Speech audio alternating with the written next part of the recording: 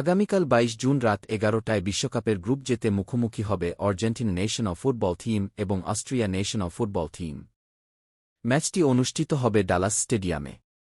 ফিফা+১ প্রথম ম্যাচে দুর্দান্ত জয় পাওয়ার পর আত্মবিশ্বাসের তুঙ্গে রয়েছে আর্জেন্টিনা। অন্যদিকে অস্ট্রিয়াও জয় দিয়ে টুর্নামেন্ট শুরু করেছে, তাই ম্যাচটি হতে যাচ্ছে হাড্ডাহাড্ডি লড়াইয়ের মন্তব্য করেন দুই দলে। সবচেয়ে বড় নজর থাকবে লায়নেল মেসির দিকে। অভিজ্ঞ এই তারকা আবারও দলের আক্রমণের প্রধান ভরসা।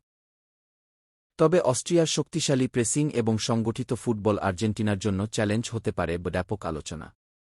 আপনাদের মতে এই ম্যাচে কি আর্জেন্টিনা আর অস্ট্রিয়া? একদিকে মেসিদের তারকাখচিত দল, অন্যদিকে চমক দেখাতে প্রস্তুত অস্ট্রিয়া।